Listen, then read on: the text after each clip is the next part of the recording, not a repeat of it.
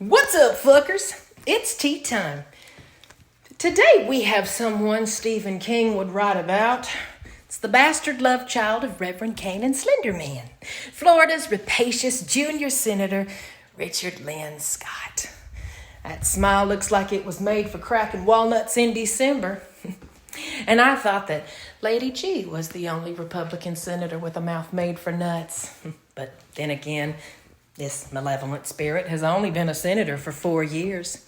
He was the last person to govern the subtropical hospice state before it became authoritarian in 2019, and the first and only person to frame Roger Rabbit back in '88. Judge Doom here may have failed with the rabbit, Rogaine, and reciprocity, but passed with flying colors at capitalism.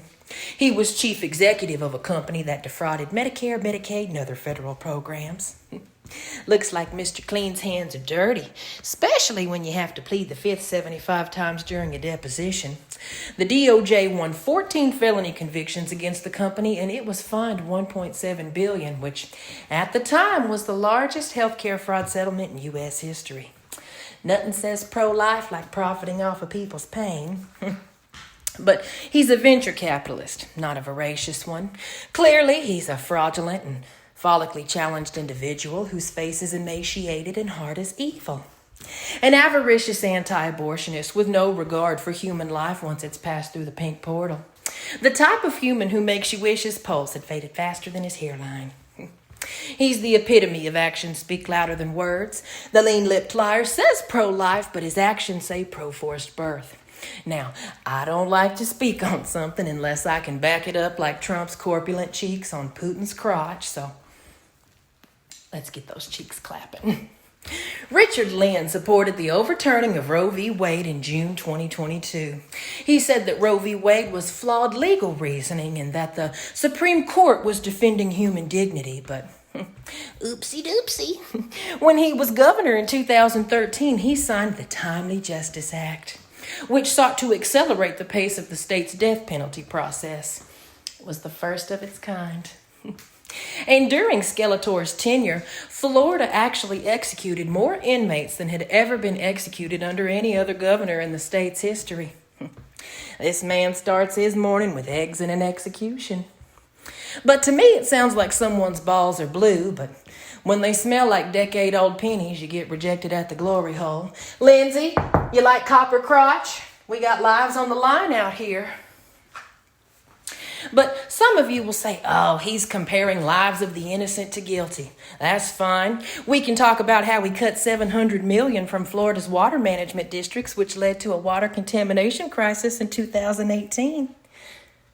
You don't want to talk about it? Then I'll have to relocate my very homosexual gaze to that A+ rating with the NRA. When his bloodthirsty smile isn't haunting the dreams of children, his laws are haunting them at school. In 2014, the NRA informed us that the emaciated executioner signed more pro-gun bills into law in one term than any other governor in Florida history. Let's see. Largest healthcare fraud settlement, most inmates executed, most pro-gun bills. Got an assiduous overachiever, I see. Imagine if he was interested in helping someone other than himself, but he is a Republican after all. It's hard for him to offer his beneficence to the American people because he's blinded by avarice and the glare from his naked scalp. Also, he just doesn't want to. Remember when Joe Biden said at his State of the Union address, some Republicans want Medicare and Social Security to sunset every 5 years, and then Republicans acted gobsmacked? Rick Scott is one of those Republicans. Well, he was. After getting criticized and embarrassed by Dark Brandon, somebody's Rescue America plan that said all federal legislation sunsets in 5 years, now conveniently says, with specific exceptions of Social Security, Medicare, National Security, Veterans Benefits, and other essential services. Please note, this is the second time he's had to adjust his Rescue America plan due to criticism from both sides, but he said he never meant for those recently added exceptions to sunset. But why didn't it just say that in the first place, Spooky? It's because Republicans are committed to prioritizing tax cuts for the rich while gutting social programs that keep families and communities able to survive. The life-saving programs that should be strengthened, not cut.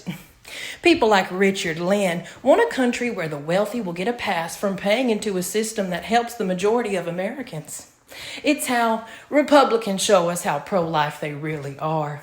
So, if you really are pro-life, vote for people that are pro-choice. I want everybody to have a great fucking day, unless you're a callous pro-forced birth fascist.